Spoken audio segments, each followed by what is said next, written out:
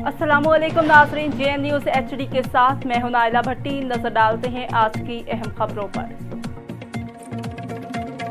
बिहाड़ी के इलाके गुलाम शाह में लाल शहबाज कलंदर की निस्बत से सालाना मेला सज गया।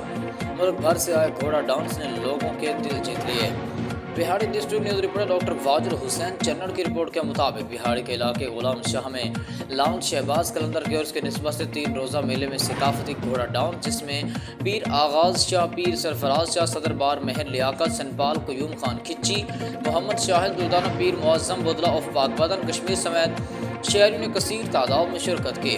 मुल्क भर से लाए गए खूबसूरत रंग और नस्ल घोड़ों ने मौसीकी और ढोल की थाप पर डांस किया कि शहरी दाद देते बिना न रह सके और घोड़े मालिकान भी नाज करते रहे।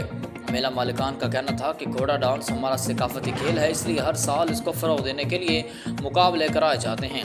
ये सिर्फ और सिर्फ एक दूसरे के साथ मोहब्बत बांटने का सिलसिला।